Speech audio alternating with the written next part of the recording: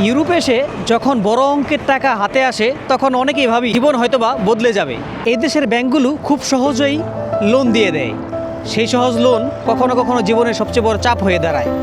আজকের ভিডিওতে আমি শেয়ার করব পর্তুগালে বা ইউরোপে লোন নেয়ার বাস্তব অভিজ্ঞতা। কিভাবে মানুষ না বুঝে বিপদে পড়ে, আবার সঠিকভাবে কিভাবে এই লোন ব্যবহার করে আপনার জীবনকে এগিয়ে নিয়ে যেতে পারেন। তাই এই ভিডিওটি শেষ পর্যন্ত দেখুন, কারণ আজকের এই কথাগুলো আপনার ভবিষ্যতের বড় একটা ভুল থেকে বাঁচিয়ে দিতে পারে, অথবা আপনার হেল্পও হতে পারে। আমি শেখ হাবিব, লিসবন পর্তুগাল থেকে আপনাদের ভাই আছি আপনাদের সাথে। সো আর দেরি না করে শুরু করা যাক আজকের ভিডিও। কাল সকাল একটা অর্ডার পেয়ে গেলাম 4.5 ইউরোর। সো এটা পিক আপও করে ফেললাম দিদির দোকান থেকে। সো হ্যালো ভাই ব্রাদার, কী অবস্থা সবার, কেমন আছেন? This is Habib. So guys, আজকে একটা বিষয় নিয়ে আপনাদের সাথে কথা বলবো, খুবই গুরুত্বপূর্ণ। যারা ইউরোপে আছেন বা ইউরোপে আসবেন, তারা যেন এই ভুলগুলো না করেন, বা এই ভুলগুলো করলে এটার মাসুল কিভাবে দিতে হবে সেটাই আপনাদের সাথে শেয়ার করব। তো আমার সাথে কি ঘটছে এটাই আমি এখন বলি। আমি জীবনে কোনো সময় এই লোন বা কিস্তি জীবনে আমি এগুলা তুলি নাই। তো এবারকার কী হয়েছে, ফোনের অ্যাপ আছে, অ্যাপ টিপতে টিপতে আমি প্রায় 4,000 ইউরো লোন নিয়ে ফেলি। খুবই কম অ্যামাউন্টের টাকা। তা আমি জাস্ট পরীক্ষামূলকভাবে এটা অ্যাপ্লাই করছি আর হয়ে গেছে। তো এটা নেয়ার ক্ষেত্রে আপনার থাকে যে যদি আপনার কাজ থাকে, পিছনে কি গাড়ি আছে, ডর করে আবার এই সাইডটা যাইতে গাড়ি থাকলে।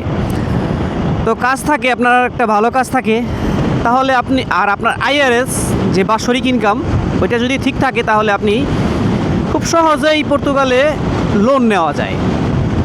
তো আমি এইটাই পরীক্ষা করার লিগে আমার অনেক বন্ধুবান্ধব 10,000 20,000 ইউরো তারা লোন নিয়ে একটা জিনিস করছে। তো আমি ওইটাই পরীক্ষা করার লিগে হুট কইরা মানে নিজে নিজে আর কি 4,000 ইউরো লোন নিয়ে ফেলি। তো পার্সোনাল লোন নেই। লোন নেওয়ার পরে তো ওরে দেখেন কী বাতাস, আমারে এক সাইড থেকে আরেক সাইডে নিয়ে যেতেছে, আর পিছনে সামনে লোকা এত আসতে যায় কি লিগা। অটো সব জায়গায় সমস্যা, বাংলাদেশের সমস্যা, ইউরোপের সমস্যা। এত বাতাস কে আজকে ভাইয়া, আল্লাহ জানে, কথা ঠিক মতো আসতেছে নাকি। তো আমি কি করি, লোন নেওয়ার পরে প্রতি মাসে আমার দিতে হইব 139 ইউরো। 2 বছর 6 মাস, 2.5 বছর আমার এটা যদি আমি পে করি তাহলে এটা সুদ হয়ে যাব। খুবই অল্প অ্যামাউন্টের টাকা, যেহেতু 140 ইউরো 4,000 টাকায়, তো এটা খুবই কম না। তো অনেকে অনেক কিছু করতে পারে এটা দিয়া। তা আমি নেওয়ার পরে আমি তো কই যে অল্প টাকা নিয়ে ফেলি। তো নিছি, নেওয়ার পরে ওই টাকা তো খরচ হয়ে গেছে। টাকা কি আর হাতে থাকে, টাকা তো খরচ হয়েই যায়। তো প্রতি মাসে অটোমেটিকলি আমার অ্যাকাউন্ট থেকে 140 ইউরো কাইটা নিয়ে যায়। তো যাইতে যাইতে এখন প্রায় আপনার 7-8 মাস তো চলে গেছে। এখন দেখি কি যে প্রায় 900 ইউরোর মতো মানে আমার গেছে। মানে এত 6-7 মাসে আমার আর লাগতেছে না, এটা একটা এখন প্যারামন হইতেছে যে আসলে প্রতি মাসে 140 ইউরো কাইটা নিয়ে যায়। তো এখন দেখি এটা আর ভালো লাগতেছে না, 140 ইউরো এখন বেশি মনে হইতেছে। কিসের জন্য, আগে সেই সময় মনে হইতেছিল যে অল্প টাকা দিয়ে দিই, কিন্তু এখন মানে যত দিন যাইতেছে এখন আমার কাছে এটা বোঝা মনে হইতেছে। ওই বাতাসে দিয়ে আমার একবার ওই সিঁড়ি নিয়ে দিয়েছিল, ভাই আল্লাহ বাঁচাইছে।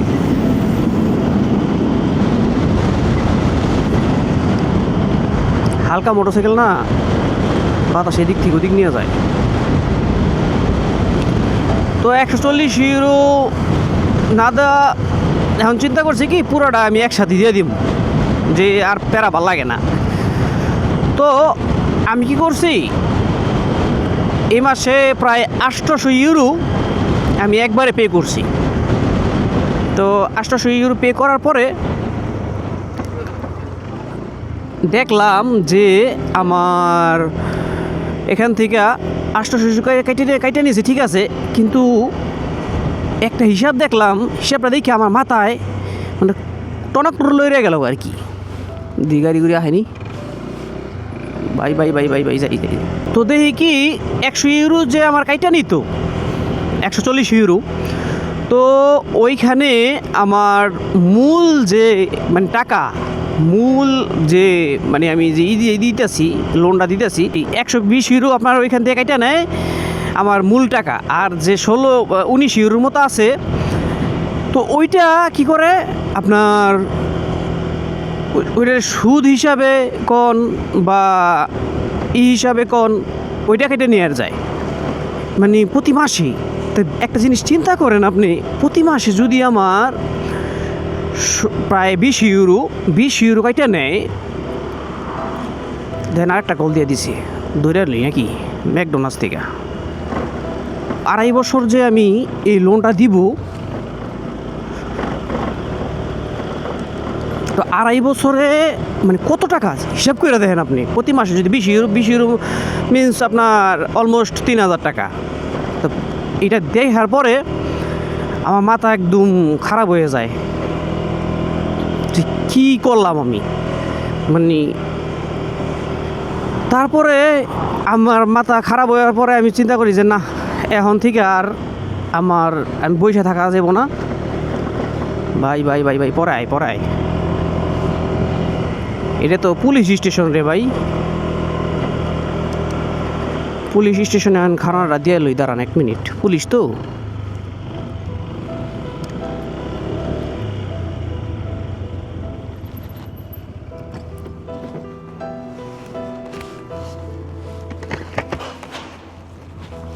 Hola, boa tarde. Sir Nuno? Nuno. Yes, sir.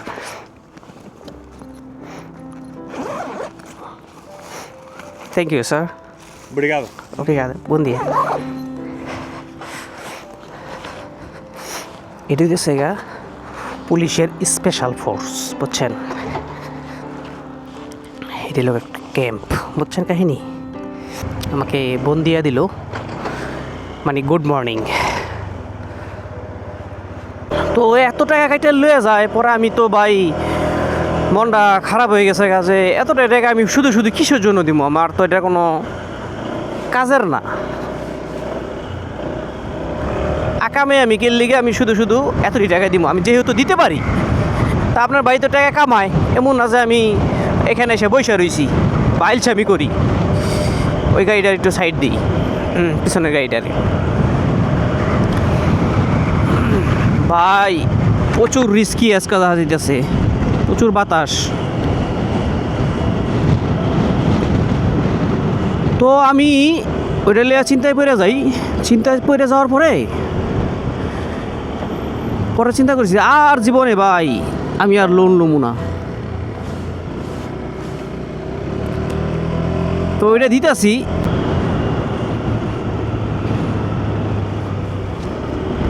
আর সাইড দিই যা যা। আর এই দেশে কার্ড মাঠ পাইলে আপনি প্রায় 20-25 হাজার লওয়া যায়, কাজ ভালো থাকলে ওইটা কোনো ব্যাপার না, বুঝছেন? লোন টোন লওয়া যায়, আর থেকে দিয়ে এক কিছু করা যায়, আপনার ওই সুযোগটা আছে, বুঝছেন? আমি খাবারটা পিক আপ করি ম্যাকডোনাল্ডস থেকে, এত দূরে প্রায় 1.8 কিলোমিটার দূরের থেকে আমার কল দিকটা দিছে। এই ম্যাকডোনাল্ডসটা আমার অনেক খুব ভালোবাসা লাগে। এই রে সব এরিয়া দিয়ে কাজ করি, মানে এই সাইডটা দিয়ে কাজ করি। সেফ তো সব জায়গায়, যার যার কাছে যেরকম জায়গা চিন্তা কাজ করলে কিছু কিছু জায়গা আছে খারাপ, ওই সব জায়গায় রাত্রে না যাওয়াই better. Verdade? Esta Marta? Sim, obrigado. Sim. Obrigado. খুবই তাড়াতাড়ি পেয়ে গেলাম।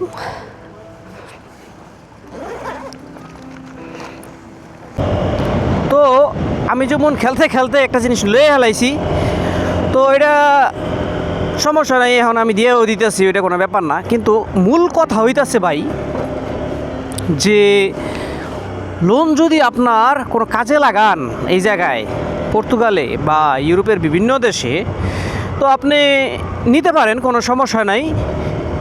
আপনি নিয়ে আপনার যদি প্রফিটেবল কোনো বিজনেস থাকে বা কোনো থাকে, আপনি সাপোজ আপনি একটা গাড়ি কিনা ভাড়া দিতে পারেন বা গাড়ি কিনা নিজে চালাইতে পারেন, ওটা কোনো ব্যাপার না। তো আমি তো শুধু শুধু নিছিলাম, তো আবার শুধু শুধুই দিয়ে দিতেছি, বুঝছেন?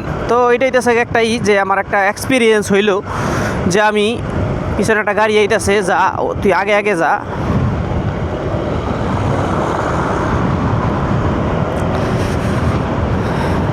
আমার একটা এক্সপিরিয়েন্স হইলো যে এই দেশে এটা নেওয়া যায় বা কিছু করাও যায়, এটা তো আমার আর কেউ শিখাই দেয় নাই, তা আমি নিজে নিজেই শিখছি আর কি। এই লোন টোন এটা ওইটা, যেমন আমার কাছে এই জিনিসটা এখন বোঝা মনে হইতেছে, কারণ আমি শুধু শুধু দিতেছি। আগে তো খেয়ে লাইছি, মজা লাগছে, এখন আর ভাল লাগে না। তো এটাই কাহিনী যে শুধু শুধু কেউ ইউজ করবেন না এই অপরচুনিটিগুলা।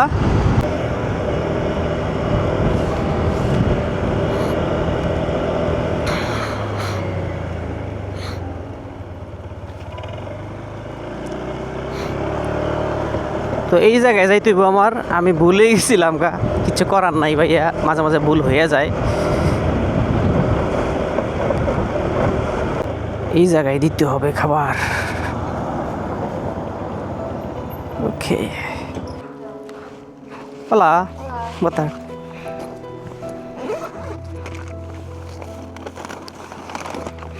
Obrigado.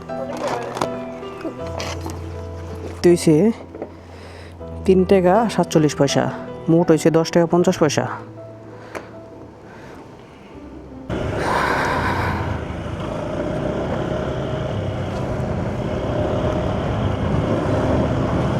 কত সুন্দর একটা ভিউ এই জায়গায়, থাইমালুই দাঁড়া 1 মিনিট। ও মাই গড, কত সুন্দর একটা জায়গা। এখানে যদি আমি না থামি তাহলে হইব।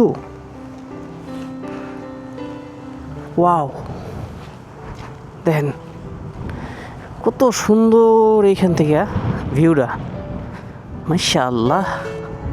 দেখছেন কত সুন্দর। দেখি দাঁড়াই গেলাম একটু, সেই কিন্তু জায়গাটা, এই জায়গায় মানে আমি আসছি অনেক, কিন্তু এই জায়গায় এরকম এত সুন্দর একটা ভিউ আছে আমি এর আগে দেখি নাই।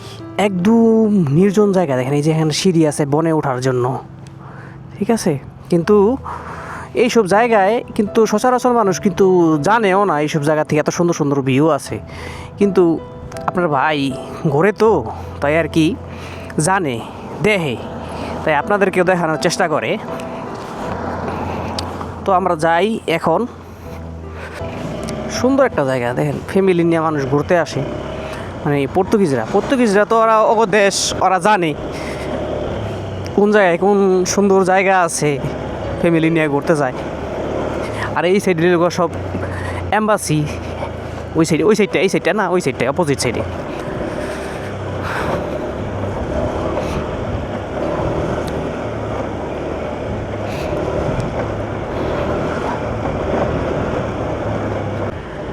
আজকের মতো এই ছিল ভিডিও। যদি ভাইকে ভালো লাগে অবশ্যই একটা লাইক, কমেন্ট, শেয়ার করবেন, আর সাবস্ক্রাইব করে বেল আইকনটা টিপে দিবেন। সো আল্লাহ হাফেজ।